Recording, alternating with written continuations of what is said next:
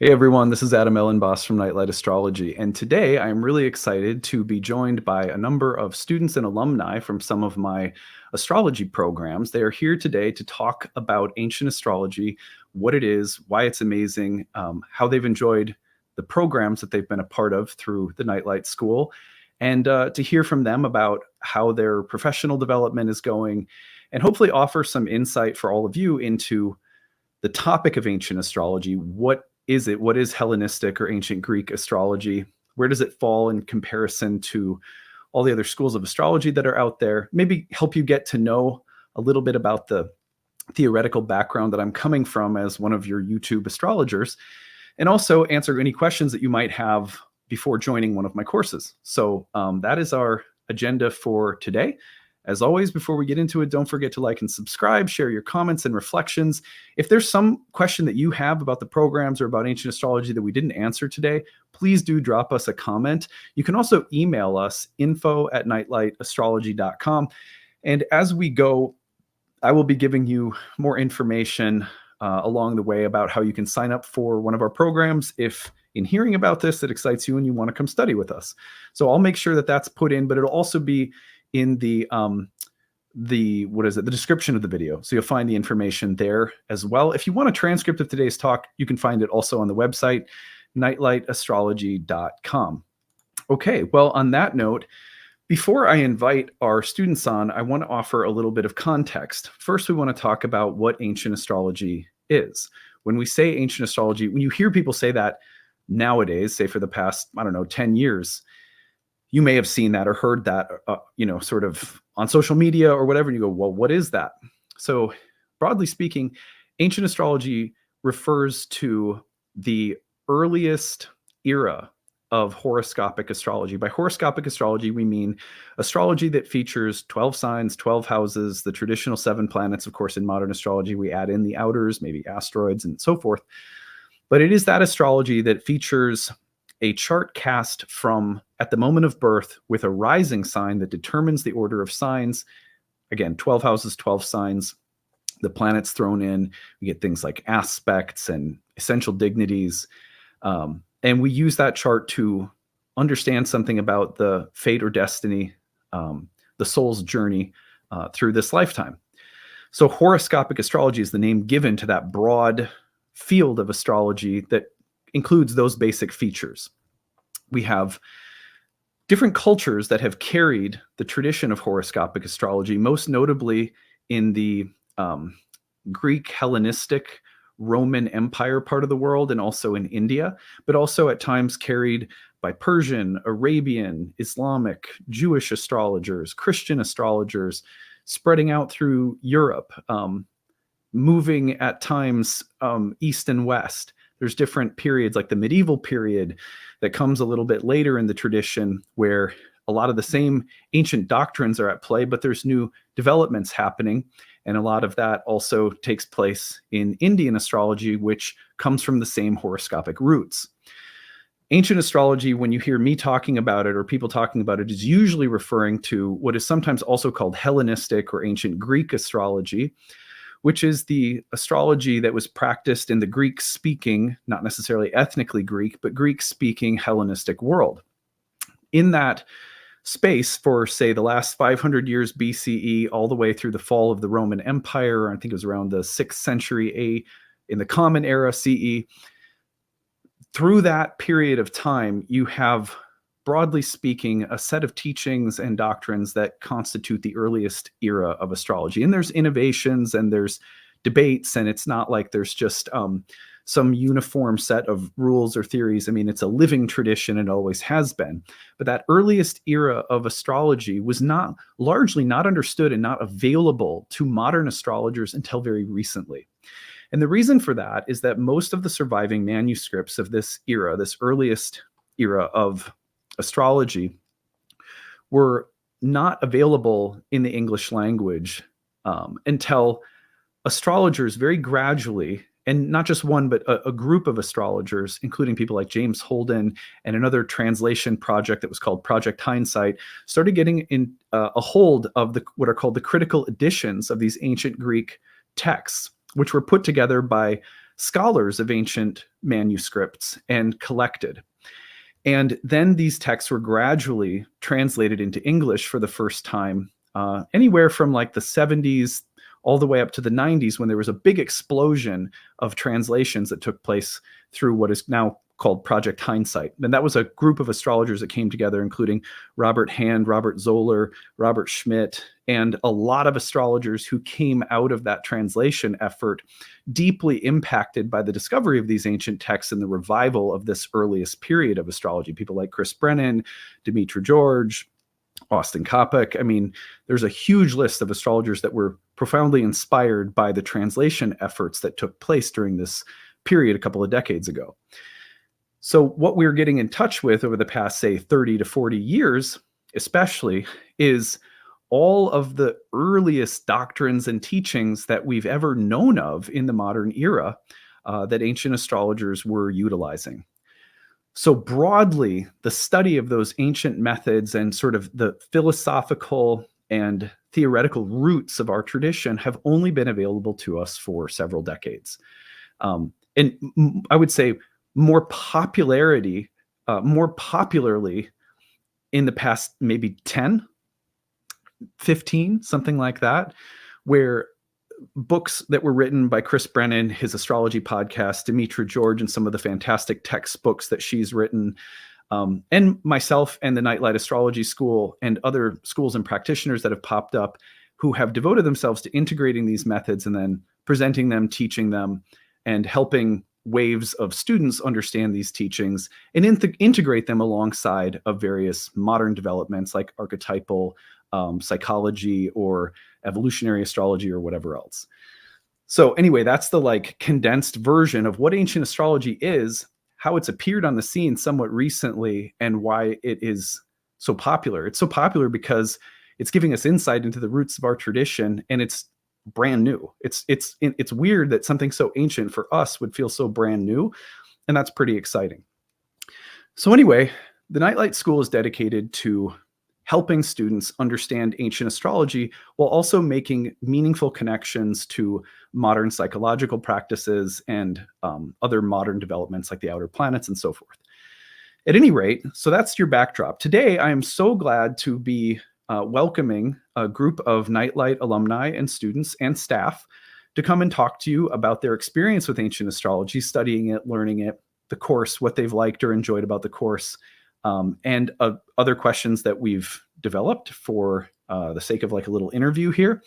And I hope you'll enjoy it, both so that you can understand more about ancient astrology and how it's impacted these students in their astrological journey, and also so you can learn more about the school in case you want to come study with us, because our next program starts on November 18th. And I'll tell you more at the end of today's program, today's talk, about how you can join if you want to.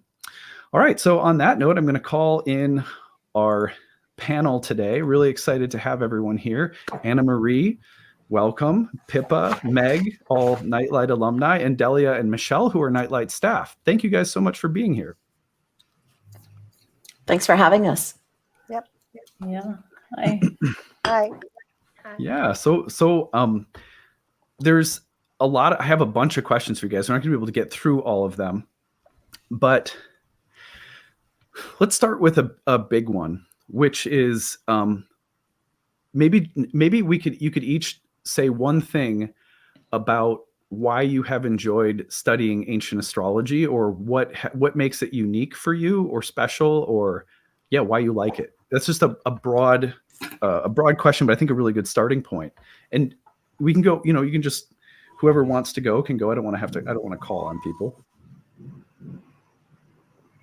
Well, yeah, maybe for me, it's very important to know the hows and the whys. And when this revival happened with ancient astrology becoming more accessible and the source text being translated and more accessible to everyone, I just, in a very natural way, got very interested in digging deep. And it has opened the door, I feel, to understanding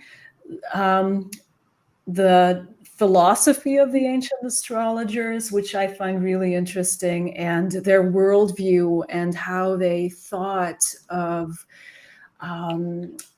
so differently than in our time, maybe, of all of the things that are around them, as well as the stars. And I'm just very curious to know where do the significations come from? That is something that I find really intriguing, the significations of the signs and the planets, and how they understood the planets and knew the gods so well. I find that endlessly intriguing. And this is something that I feel traditional astrology or ancient astrology does offer. And that's just for me personally. I find that so fascinating. And we've got a lot of material now. A lot of material is offered in the course. And I think there is so much for everybody to cherry pick. And for me, the philosophy was a big, big deal. Yeah. Yeah, for sure. I think, hi, by the way, something that I really enjoyed that came through was that the stars, or the astrology is not like the planets are compelling us, but it's just like it's God's ink. It's just a way to chat or to hear or listen if we open up, rather than the planets are making us do something and we're kind of stuck in that. Whilst there is a deterministic element, which I actually enjoyed, coming from many decades of modern astrology, I enjoyed there was something quite concrete about it, whilst not saying that there's no free will. There is something like that we are being talked to if we choose to look at it. And I loved that, and that came through very strongly, and I really enjoyed that. Something I really appreciate about Hellenistic astrology is that it can be a tool for philosophical meditation and understanding, as Michelle mentioned. It can also teach tools for personal insight and understanding. So really getting into that psychological, emotional element of development. But then at the same time, it can also be very concrete and predictive, which I like, because I feel like it invites me to not always be in such a self-centered perspective, but to look at the chart as things representing things outside of myself in ways that can speak extremely clearly. Right. A planet can show up, and it can, in a particular context, you can understand, a planet is your boss at work, or you can understand that a planet is someone that you're thinking about getting into a relationship with. And suddenly its position, its sign, its house are not necessarily speaking to aspects of your own character or psychology, though they could be, but they're actually describing a person that's in your world right now. And ancient astrologers had this very mercurial way of moving between a reflection of the planets as inner states and as external circumstances of fate or destiny. It's remarkable. And to Michelle's point, you can't really study ancient astrology without being confronted by the world that they lived in and the philosophy that they had, which is not one that you necessarily have to adopt, but you have to, all of a sudden you're realizing that what you've known about astrology is constituting its own philosophy that you didn't even know you had, because you have to look at it from the lens of how ancient astrologers were philosophizing and what they were saying about astrology, and they aren't the same. And I don't think that means that you have to choose a team to play on, but it makes you work through things. Yeah. I think for me, I mean, I agree with everything that everyone said, but something that I'd like to add is I think regardless of what type of astrology you're drawn to or that you ultimately want to practice, I came into this class with definitely more of a background in modern evolutionary archetypal astrology. And but I feel like learning the foundations of ancient astrology is just such a valuable tool. It's just such a good foundational education that you can then like build on however you want from there, but just kind of getting that like solid basis that you can then, like like accessorize however you want. But it just has been, I mean, it's just been invaluable for me. Like I feel like I just have such a more just like thorough, solid, like integrated understanding of the planets. Yeah, and just like, yeah, like us, like why did people like where did astrology come from in the first place? And why is this something that we're drawn to, century after century? So yeah, I'm grateful for having this foundational astrological education. For me, I come from a background in academia. And so I think ancient astrology has been really helpful for me because it's given me the tools to answer a lot of the kind of logical questions, like where did this come from? How are these things connected, right? That I think will then allow me to do all kinds of astrology, and I think it can do that for anybody.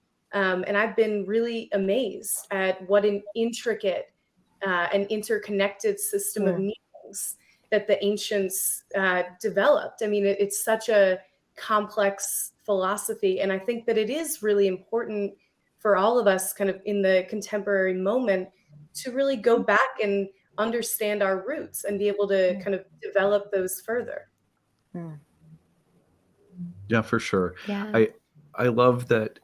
One of the things that I appreciate both Anna Marie and Meg said is sort of one that regardless of what form of astrology you practice, when you go back to the roots and you understand some of the why and the interconnect, how different parts of the theory were connected and why they were originally connected. Like, what is a house? What is a sign, for example, and what's the difference? I was 5 years into a professional practice when I started studying ancient astrology, and I couldn't have answered that question.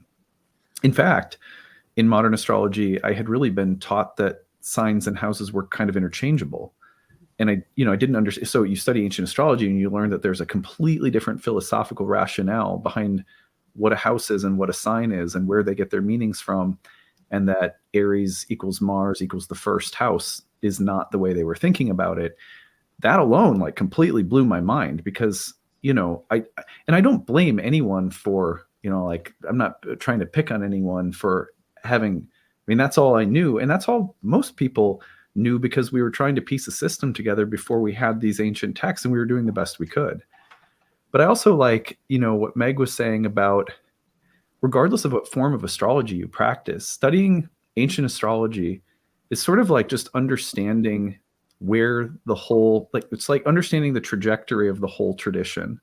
And when you have that, even if you're like, I'm not going to be a purely Hellenistic astrologer, I really like evolutionary, or I really lean in the direction of psychological astrology, you will have a much richer understanding of all of the parts you're working with, regardless of what style in which you work with them. And I think that's why it would be, well, I've had a lot of evolutionary astrologers come through the program, and though they continue to practice evolutionary, they'll never look at their houses the same, even though they're still applying the evolutionary theory to the way they talk about houses, So yeah, stuff like that's really cool.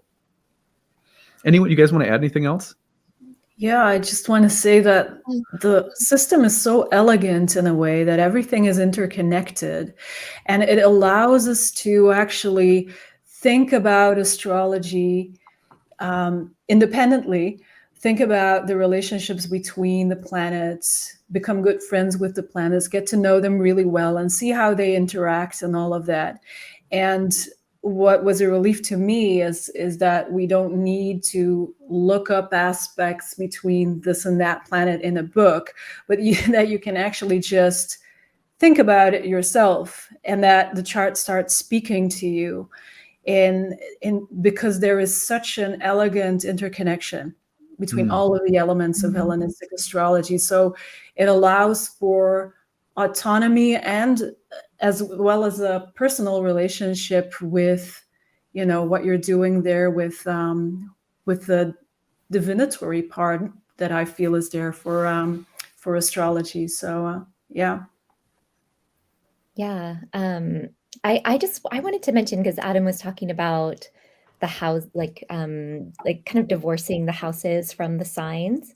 And that was something that was really specifically just a really powerful part of the class for me, was learning that the houses are different from the signs, and which is something that I had just taken for granted before that. Just always hearing the each house has a association with a certain sign, and I think I'd never really understood houses before, and they felt a little superfluous to me. And then learning them independent from any association with a sign, I really, really started to see them differently. And I mean, now they're just houses are a huge part of my practice, and they feel so rich and alive in a way that they never had before. And so I think that's just one specific example of the way that ancient astrology is, worth learning. Yeah. There was a phrase that I heard, I think it was Robert Schmidt, who was one of the chief translators of some of these ancient texts, and largely responsible for helping popularize ancient astrology in the modern era. So many people have taken up his project and run with it in their own directions. And but one thing he said was that in translating these texts, and he's someone who had a background in ancient Greek philosophy, that the texts and the astrological theory and philosophy itself, which was attributed to Hermes frequently, was like a Hermetic mandala. That whether you're studying the Thema Mundi, which was this ancient teaching chart, or you're understanding the rationale of houses, or the logic behind aspects, dignities, that there was at work, that of course there's a background of Pythagorean and Egyptian philosophy, probably Indian philosophy. There's a melting pot of philosophies at that time in the world, but that they're like these interconnected, interlocking theoretical areas, right? Like houses, aspects, signs, and they all seem like they each have like their own department, and you go in like an English department or in a university. But what you find when you study enough of houses is that it's the only way that you can start unlocking something about the planets that you weren't able to understand. And then weirdly, the more you study planets, at some point it'll unlock something about houses. And so over time, you start to realize that what you're looking at is this mandala, and and for that reason, Schmidt said that he believed that things like this, a theoretical apparatus like this, it's so beautiful and eloquent, is more like the person who, like Einstein, who downloads a sort of scientific revolution, a picture in his mind that comes, from some kind of genius, like a daimon, or whoever it is that comes, sort of a team of people that suddenly come up with the idea of string theory or something. It's like this beautiful picture of like a theoretical language, a divinatory language that he believed must have been downloaded. And when you read these ancient astrology texts, they say that that's where that it came from a god, you know, and through sages that were in touch with this god. I don't think I mean, not that I don't believe in divine inspiration or, you know, mystical experiences. I had 10 years of psychedelic experiences with ayahuasca, which is very powerful. So I'm open-minded. But I don't think until I really deeply studied Hellenistic astrology that I would have believed that the system of astrology was like downloaded somehow as a, you know, but the more you study ancient astrology, the more you're left with that feeling. You know, that's my impression anyways. It's like this was some kind of divinely, almost like the way that people at some point received like an entire modality of music or something. It's pretty breathtaking. Yeah. Well, I think it might not immediately be obvious, so I want to state it really clearly that because Hellenistic astrology is the original form of Western horoscopic astrology, I think a great part of the value of learning it is that you don't just learn what the symbols of astrology mean or how to apply them in technique, but actually you learn how and why those elements got their symbolism in the first place. So we know, oh, a square is difficult, but why? There's an explanation and a reason behind that you can access. You know, why are Saturn transits? Why do Saturn transits tend to be more challenging than Jupiter transits? Why is this house associated with this topic? And so it's not just you don't just learn what the symbols mean, but you learn why in a way that you can really deeply integrate. And if you get those first principles into you, you can get more depth out of them over the course of your astrological studies and practice, and become more flexible with what you can use them to express as well. I remember John Mayer in an interview he did. I was listening because I've been really into, I saw him play this summer with Dead and Companies. My wife's been getting me into the Grateful Dead. And there was an interview with him and he said, far more important for musicians than learning the song you love is learning the thing behind the song you love that made it the song you love. So in other words, like if you, like, let's just say that there's a blues song that you just really love. It's probably, at least in great part, the reason you love that song, in addition to the lyrics or who played it or sang it or whatever, is that you like the chord progression, or you like the style or the key that it's in, or there's something about, you know, whatever it is. So he was saying, like, because then what you have as a musician, in addition to learning the actual song, which is cool, is you have knowledge about something that you love that you can work with because you understand how it works. And that was the advice that he had for musicians. This was called the music of the spheres. You know, the ability for ancient astrologers to sit down and do a meaningful reading was not very different from the ability to sit down and play music in an improvisational way. You can't play music in an improvisational way meaningfully that acts as medicine for the soul for another human being unless you also know how to play music. But the improvisational piece is highly misunderstood when it comes to astrology. People think that it's all about learning rules and that it's a science. There's elements, because it's a language, there's elements that are logical and sort of scientific. There's a really coherent logical system that creates the grammar and the sort of syntax and diction of the language. But your ability to take that language and apply it to a unique client in a unique situation with a unique set of concerns at a unique period of time in their life is always improvisational. Ancient astrologers were also much more aware of that sort of divinatory aspect of astrology than we are now. Even though in a way, it's weird because you would think that in modernity, we'd be way more open-minded. Right. But I think that the problem is that in like one of the hallmarks of modern astrology is that early modern astrologers really were trying to make astrology a legitimate science taken seriously by scientific, rational, empirical academics.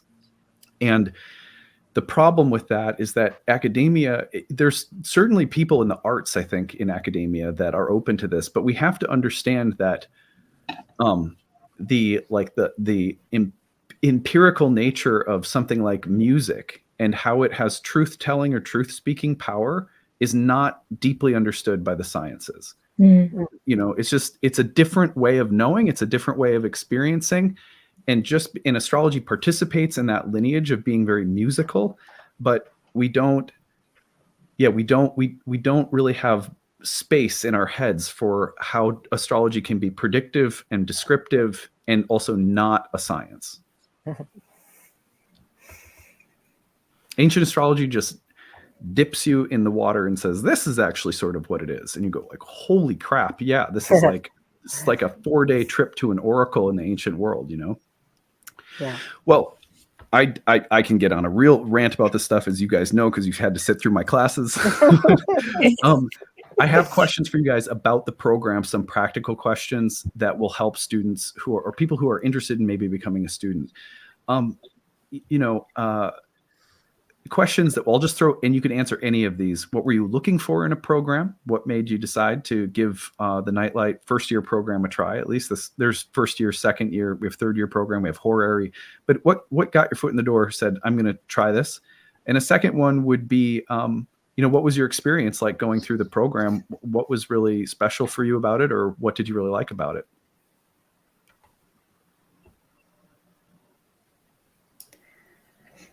Don't all talk at once. Okay.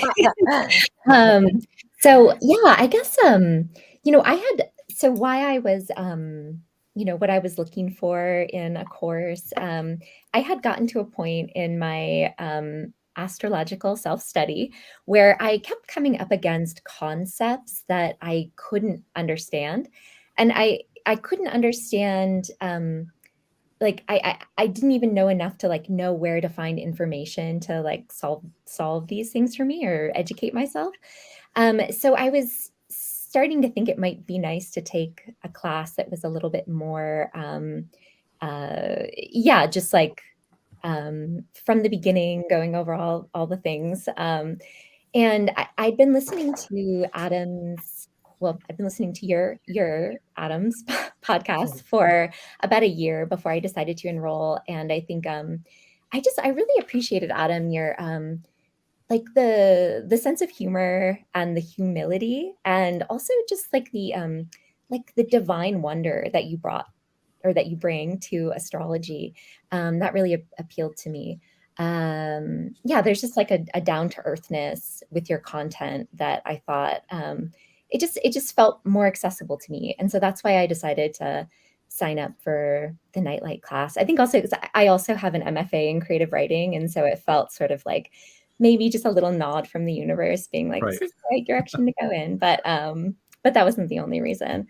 And then I appreciated the course so much. I was not expecting it to be just so so profound for my life as it ended up being. I was thinking, oh, I'm going to scratch this astrology itch that I have, but it was just really transformational for me.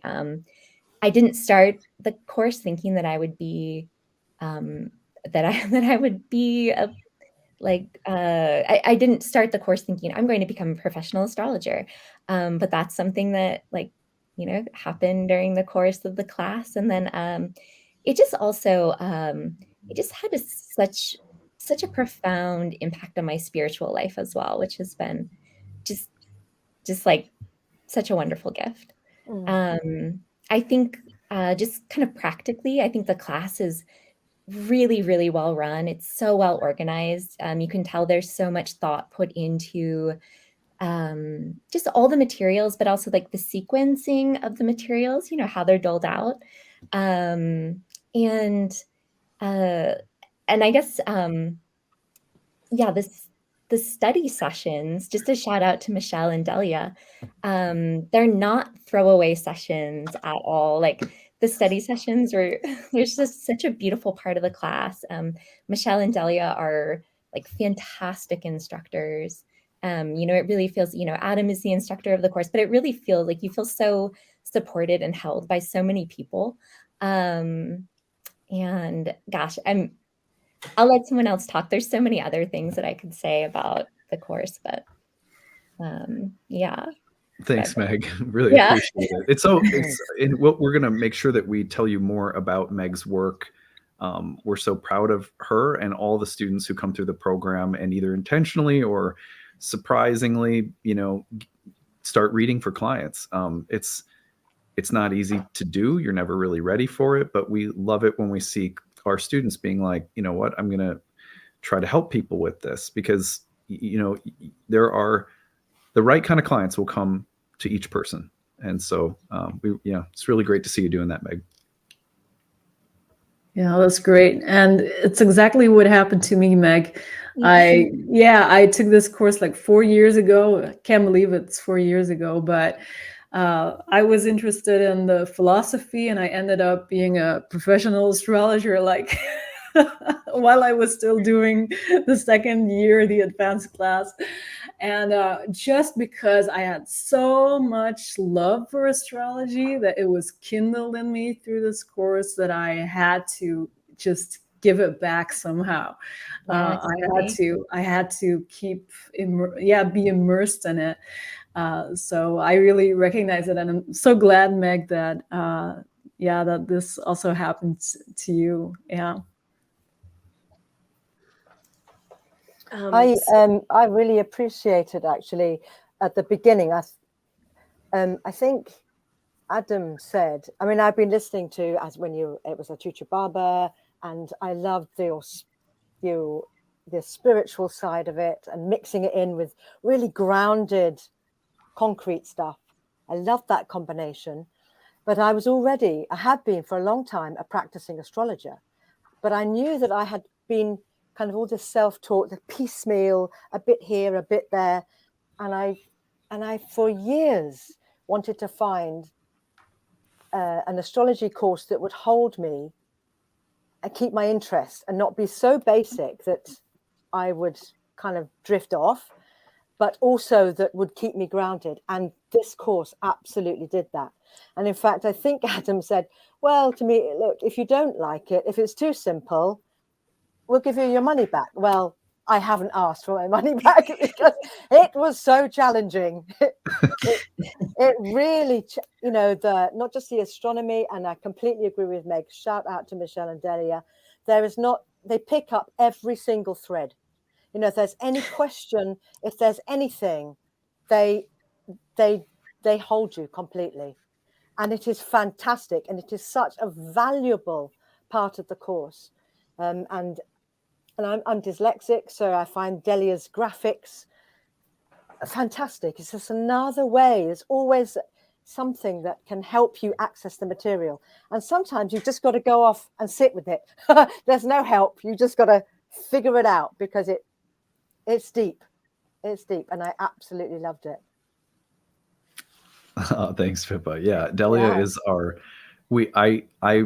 when Delia came on as my assistant, she had such a task in front of her, because she had to help me work. My programs were getting bigger, and we needed like a million just organizational things done in terms of like customer service and scheduling and all sorts of stuff. But then she was looking at my PowerPoints, and she was like, "Oh, Adam, you're a great teacher. Your PowerPoints need some help." And so she has developed all of the presentations visually, aesthetically, and in many cases also helped me revise and sharpen the curriculum along with Michelle.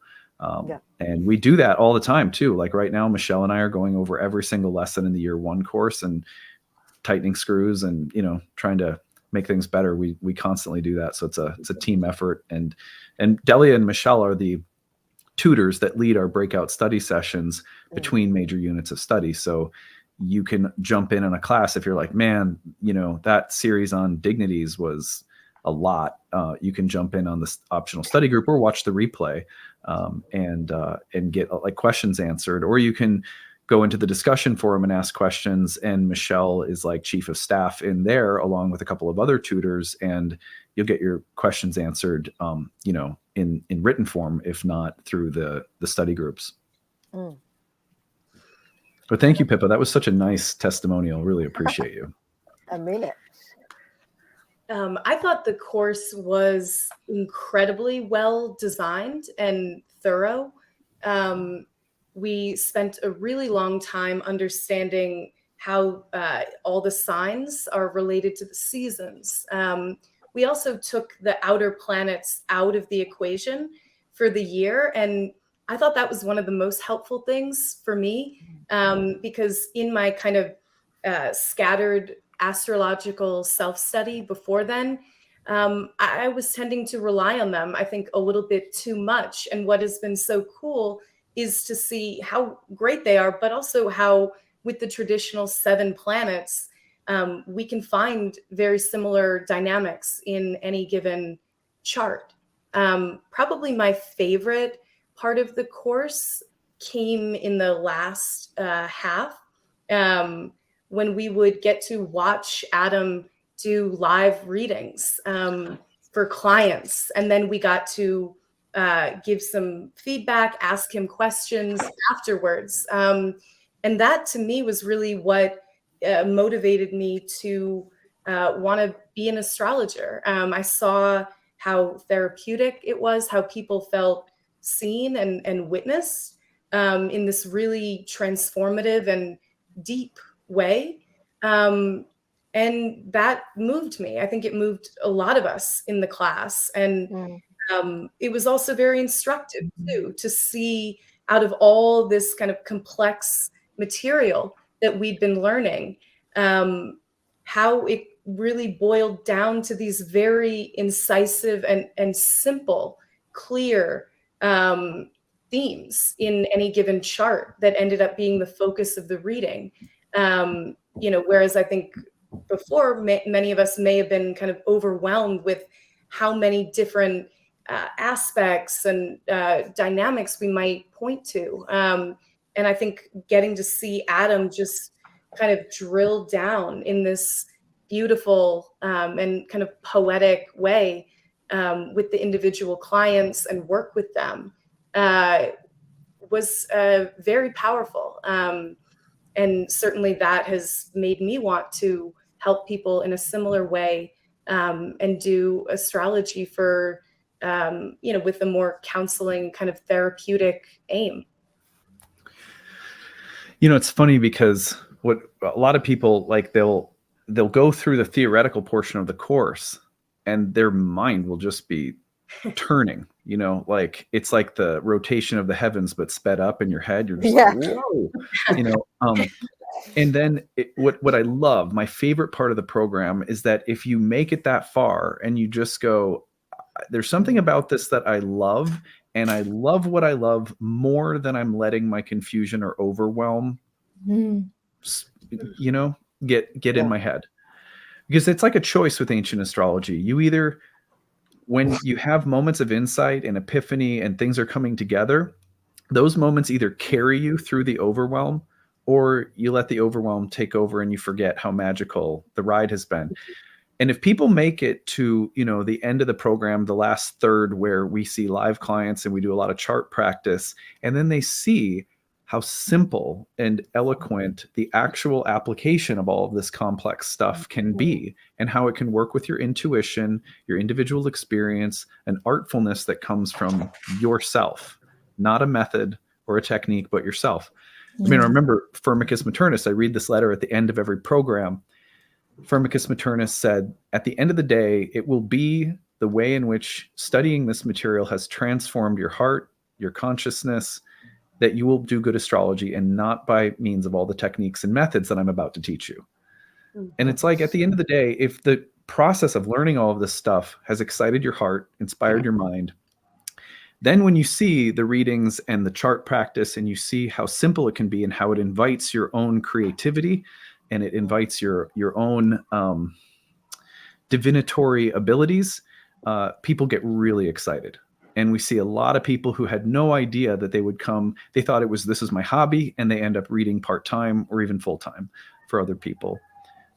So yeah, and Pippa, I'll ask you, since you're a practicing astrologer, have you started incorporating elements of Hellenistic into your practice? Absolutely. And in fact, I would say I predominantly do, but it has completely changed the way I do it, and I feel very. There's a method from your teaching that I employ, and then I let the method go, and then just allow the oracle, the chart to speak, and that combination works really, really well. So it's not just in my head all the techniques, as you say, that kind of melts, and then it allows the oracle to speak, and it's fantastic. And yeah, I mean, using the houses as temples and the whole sign system. Oh my goodness, it feels so right. I love it. That's awesome. That's awesome. You guys, thank you all so much for being here today. I don't want to keep this going for too long. We're already at 45 minutes, so it feels like it's probably a good space for us to wrap things up. Michelle and Delia, as our, you guys are like my main wingman, wing women, whatever the right phrase is, who teach with me and lead every single class. Michelle and Delia are present in every single class with me, answering questions, helping the Q&A, because we have a Q&A box that's streaming during the actual, I mean, we see it, you don't see it. It's not a distraction, but Michelle and Delia will be there answering live questions as I'm teaching, and then will be present helping me field questions during the Q&A session, and then leading the breakout study sessions. So they are like very integral to the success of the programs. I'll let you guys have the last word. Anything you want to say about the program, what you think people will get from it, or just any wise words you want to end us on today? Yes. As I get a lot of enrollment emails asking, is this the right course for me in terms of level of experience? So something I really appreciate about the program is that for all that it is substantive and logical and ordered, it's also extremely flexible and adaptable. So if you're coming at it as a true beginner, which is how when I took the course, I couldn't have listed out the 12 signs for you. I was absolutely zero. The course works because the concepts are presented in a way that builds up your knowledge. So there's no prior knowledge necessary.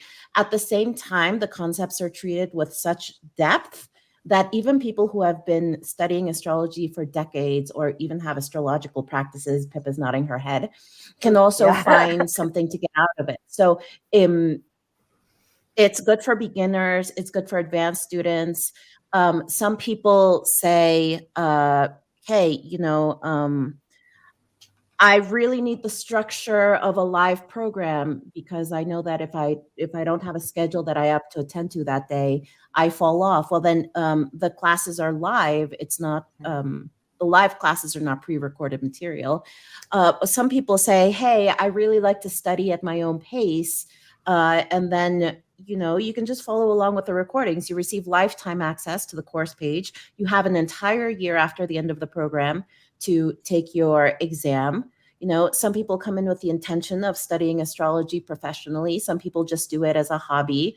Some people are visual learners. Some people like to read. So really, you can take the course the way that you want, and it will adapt to you. And if you have any questions at all, then the team is here to provide guidance and support in how to go about your studies. The only person that I would say wouldn't be a good candidate for this program would be someone who already has formal training in Hellenistic astrology. If that's you, unless you are looking for, complementary programs to deepen that knowledge, which I've taken multiple classes on the same subjects in astrology, including ancient astrology. So I love doing that. But, that would be the only exception. If you haven't ever studied Hellenistic astrology, but you've studied modern astrology for 20 years, I guarantee you 90% of this class will be brand new to you. You'll understand the houses like you have never understood them before, the signs, the planets, etc. So that it really is on that level for total beginners or people who are very advanced but have never studied ancient astrology. Delia, I want you guys to know you can follow her on Instagram. Stars and Soul MX is her Instagram handle. She told me earlier she's not on very often, but would be glad to make new friends. So you can reach out to her there. Is there anything else I should add, Delia, for you? I don't do readings, but and my Instagram is pretty empty, but there should be stuff going on there eventually. She doesn't do readings, I will say, because she's teaching or helping me develop curriculum or working with students like 24/7. So she is very much an astrologer, though, I will tell you that. Michelle. Yeah, well, Delia said all of the good stuff, but there's one thing I'd like to add, and that is community. That is something that I've always found important, and lots of people, because my environment personally doesn't have an interest in astrology whatsoever.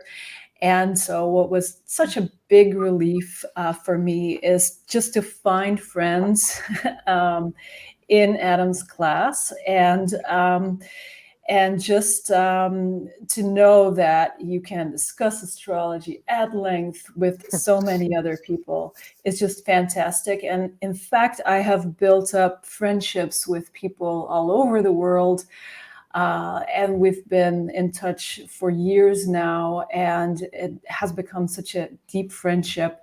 We've also started actually an astrozine, Astrum Opus on Substack.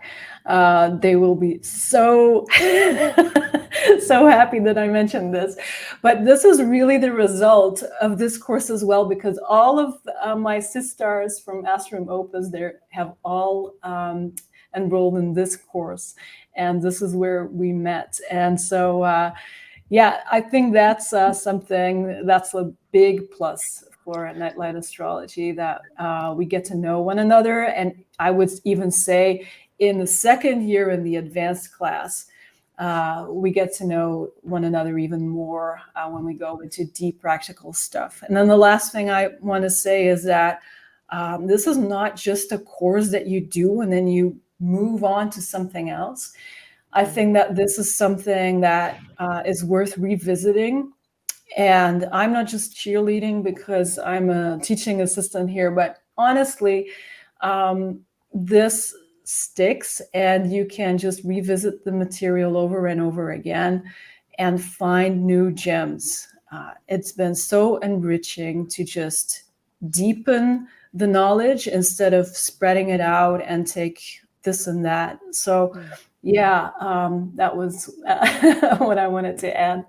Thank you. So you should definitely check out some of the alumni along with Michelle and their astro content at the link below.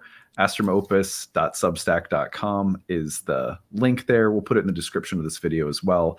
Michelle, you can find, has some valuable YouTubes and makes YouTube videos at Michelle's Midheaven. You can find her on Instagram at Michelle's Midheaven as well. And then her website, which is there if you want to book a reading. And Michelle is the first person that I usually turn to refer a client to if they need something and they don't want to wait 8 months, which is my wait time at the moment, 8 or 9 months or whatever. I'll say, Michelle, I've got a client you want to take. And I trust Michelle 100% with my own clientele. And Michelle does fantastic readings for people. So I can't speak highly enough about her work. And you can find it at michellesmidheaven.com if you want to book a reading. But I also recommend just following her. And if you're going to take the class, definitely following her, because it'll be very nice for you to stay in touch with the Nightlight community as you're in the process. The people who seem to have the best experience are people who talk to us. And we are very willing to talk to people about astrology. So throughout the program, if you want a little tip for being successful, talk to the staff, talk to us about what you're thinking about, your reflections, your questions. The more that you make it personal, the more it seems to be a very personally satisfying experience for people. And Michelle and Delia are a huge reason for that. They are just really good community builders. So anyway, props to you guys. I want to be sure that we give a moment for our alumni here too. So I'm going to tell you a little bit about Pippa. Pippa, you can find at yogalantern@hotmail.com. And Pippa, you're comfortable with people emailing you if they'd like a reading? Yes, please. That's fine. Yeah. That's good. Pippa's been at it for decades as a professional astrologer and is now incorporating elements of Hellenistic astrology into the way she practices. So if you want to get a reading from Pippa, I mean, the magical lights behind you are, I think, enticing enough for anyone. So I'm just kidding. But check out Pippa's work. We're so glad that you came here and had such insightful things to add to the conversation today. Thank you, Meg, let's see. Meg, you are on Instagram at rabbit.astrology. And you are also can be found at rabbit.astrology@gmail.com. And you are just starting your practice, right? Yes. Yeah. So you're comfortable with people emailing you for a reading? Yes. Yeah. You can set it up. And also, again, like one thing to keep in mind is that Meg has been at it as a student of astrology for a long time. So, you know, it's funny how you'll be like a hobby student of astrology and then something will click, and we're just really happy that we could participate in your professional development. I'm happy you could too. If you want to follow Meg on Instagram, again, it's rabbit.astrology, or email her rabbit.astrology@gmail.com. And then Anna Marie, let me just get it up here. Here it is.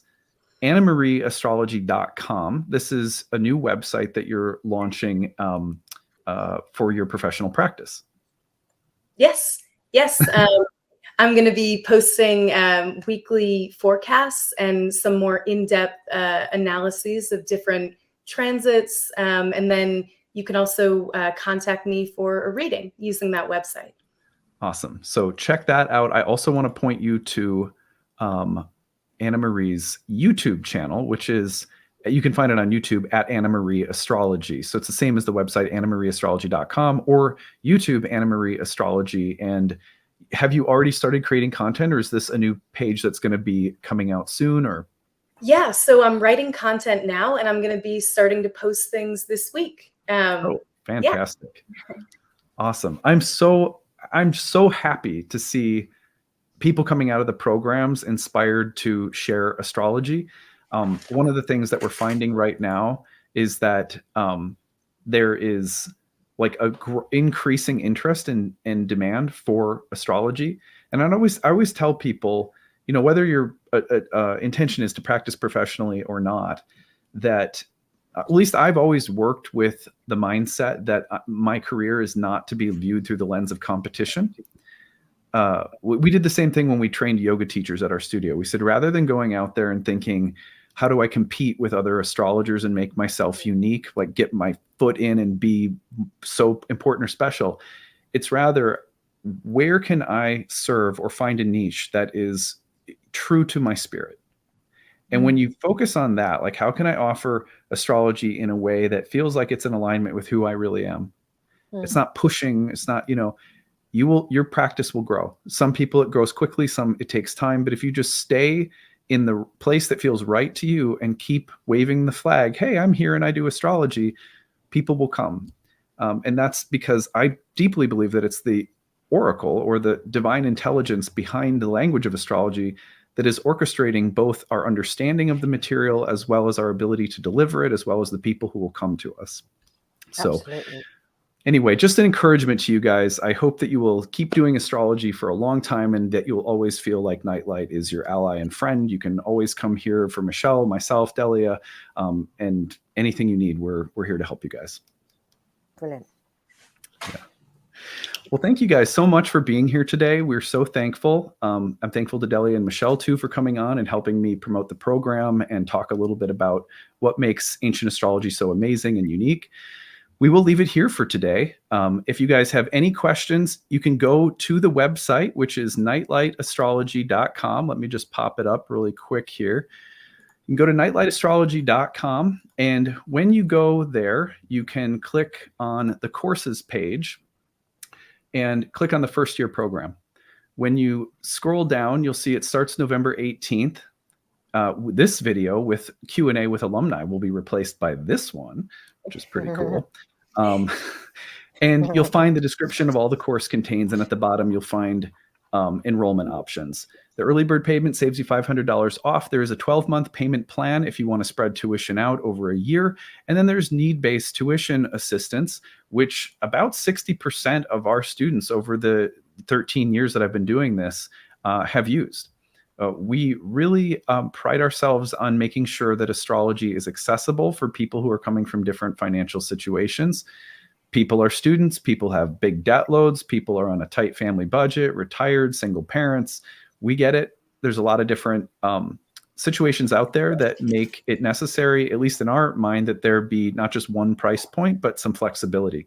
So if you need a little help, check out that need-based tuition option. We'd be glad to work with you. And if you have any questions about the program or the need-based tuition or anything, email us info@nightlightastrology.com, where you will get to talk to Delia or myself or one of our staff. So that's it for now. Thank you so much to everyone again for being here. Michelle and Delia, we love you guys, and we'll see you guys later. Bye, everyone.